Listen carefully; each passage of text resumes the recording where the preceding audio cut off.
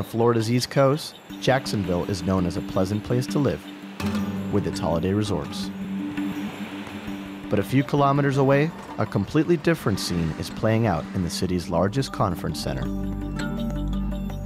On one side, homeowners at risk of foreclosure. On the other, they're bankers. They come together for one last negotiation attempt in the hope of stopping insolvent borrowers from ending up on the streets. And when a homeowner manages to save their home, everyone seems relieved. Yeah.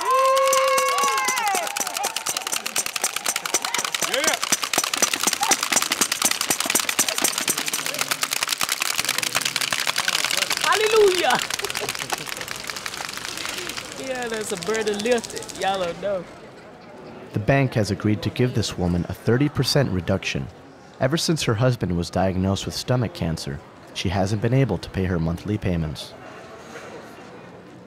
Over the course of 5 days, 4,500 interviews will take place in Jacksonville. One of many stops of what the organization has baptized the Save the Dream Tour. 12,000 in Miami, 7,200 in Atlanta, and 37,000 in Los Angeles. These days, it is not stars that fill stadiums, but bankers. Many attendees even spend the night on site to be first in line. Take average middle-class Americans such as Sabrina and Cedric. He is a civil servant, she is a sales assistant. With 4 children, they were forced to file for personal bankruptcy. Alex, nice to meet you. Have a seat, please. One of the organization's employees helps them prepare their interview with the banker. They must justify 3 months of late payments. Okay, do you have a NACA? What's the reason for being late? Initially, I was doing contract work, and eventually, when we first bought the home, she was working at Bell South. We had the income there when I purchased the home. Since then, however, she's been laid off. The couple's income has significantly dropped, and they haven't been able to make their payments. I collected unemployment for a little bit, then I went and started working for FedEx, and it was a lot lower income. It was cut in half. Okay, I went so from over $40,000 to $20,000. I was doing like 50-something thousand, and now I'm at 30-something thousand, 31. Their advisor recommends that they prove to their banker that they have always tried their best to pay the loan. Right. Okay. They must return tomorrow to meet the banker. In the meantime, they return to their home in a suburb of Jacksonville. Well, we probably got about $12 left in our bank account. And that's after paying all the bills. We caught up on our bills, and we was just gonna let the house go because we have to eat. The family lives in a middle-class neighborhood with spacious homes and impeccable lawns. This one was on foreclosure right here. They paid $150,000 for their home, choosing a mortgage with a variable interest rate. Over the past 6 years, this rate has increased from 4% to 9%. Until this meeting, which was facilitated by NACA. All their negotiation attempts with the bank had failed. I have to bring a copy of my property taxes, child support. I've called Bank of America quite a few times. I've always gotten a different person and a different answer. And I went round and round with them. And I talked to probably about 6 different representatives. Really, at this point, you know, they set homeowners up for failure. In Florida, over 450,000 families are at risk of foreclosure, and these are not empty threats. Since the subprime mortgage crisis in 2008, 6 million homes have been foreclosed in the United States. In this Orlando suburb, meet Luz and Jose Quiles, Come in. an American couple of Puerto Rican descent. Here we are. This is our home. Most loan defaulters are African Americans or Hispanics, and for many of them, losing their home is like losing a part of their American identity. I always dreamed of owning a house. It reassures me to know that we have a place of our own. They purchased this house with a 30-year mortgage, but when Luz's husband lost his job, the American dream of owning a home with a pool turned into a nightmare. They too will try their luck with the bankers in Jacksonville. Of course I'm worried. Where are you going to go? We have already given a lot of money to the bank. Out of the $160,000, we've already paid $20,000 to $30,000. It's a lot, especially to lose it all overnight. Foreclosure became all the more menacing when it happened to their own neighbor. When he found that the bank was going to seize it, he just left. He lost the house in which he'd lived for 20 years. If the same happens to Jose and Luz, they will have no other choice but to return to Puerto Rico. Because in the United States, ending up on the street after a foreclosure is a very real risk. In Florida, homeless centers are at full capacity, such as Pinellas Hope, a campground run by a charity on Florida's west coast. Here, everything is free, but there's only enough room for 400 economic refugees, far too little considering the demand. Linda Gendron has lived here for a month, ever since she was thrown out of a small house that she bought 22 years ago. Home sweet home. You're more than welcome. Today, everything she owns fits in this 3 square meter tent.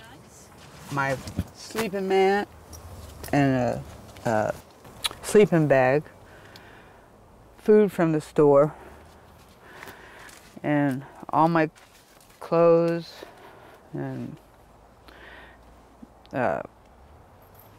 this is my savings. That's all I got. 28 cents, which she found on the ground. Did you ever imagine that you could be homeless? No, my parents are probably turning over in their graves, you know, because after having a job of 30 years, you know, I didn't expect this. The Save the Dream Tour has been designed as the last chance for people in financial difficulty. Good morning, everybody. Good morning. Welcome to NACA Save the Dream. This is our 52nd. Bruce Marks' profile is not typical of a social activist. With an MBA in finance, he long worked for the Federal Reserve before becoming one of the most adamant critics of the banking system. So where's everybody from? Florida? Fort Lauderdale. Fort Lauderdale. The American dream had always been if I work hard and I played by the rules, I could do well. That's not happening anymore.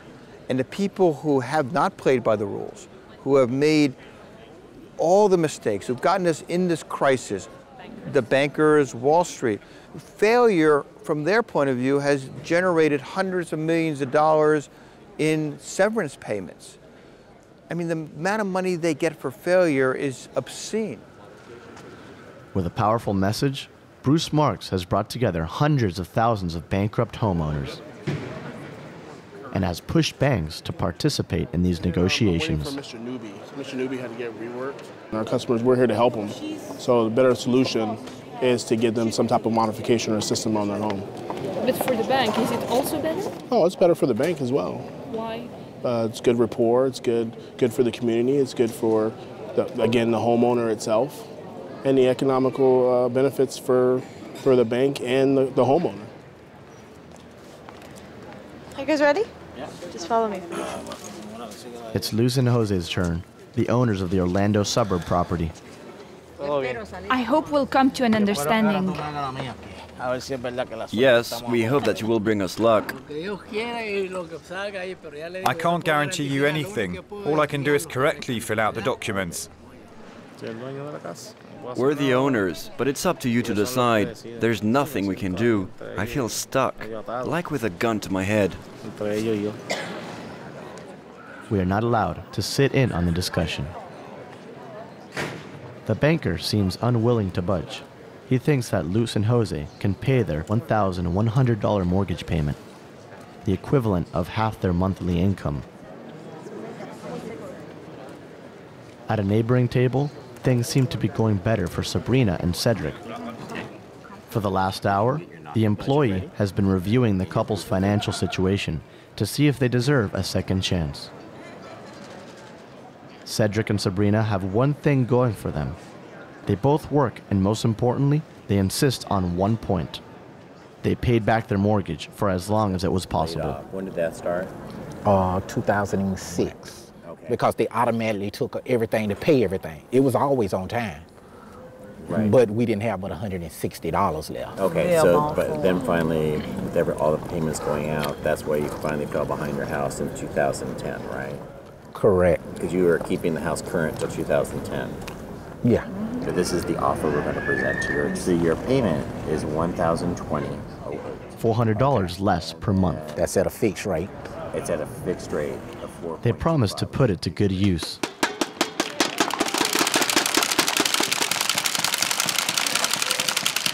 It's not to buy anything, it's to save. Because if you ever put in another situation where you lose your income and you have to look for income, you do still have that money available and on hand. While they exit relieved, on the other side of the room, the Orlando couple is not faring as well. The discussion with the banker ended badly. They have obtained neither a payment reduction nor a fixed rate. It's not easy. We're losing our home. And the government distributes funds. But then again, that money, where is it going? Those funds were supposed to help banks renegotiate with us, but not a penny to be seen, and people are being kicked out. It's really not easy. A month later, they will have their house reevaluated. In 8 years, it has lost half of its value. With NACA's help, Jose and Luz eventually convinced the bank to recalculate their mortgage based on this new evaluation, making it a year's battle to finally get the bank to concede. After Jacksonville, NACA will stop in Baltimore, New York, and Charlotte. The Save the Dream tour is far from over. Next year, 2 million indebted Americans may lose their homes.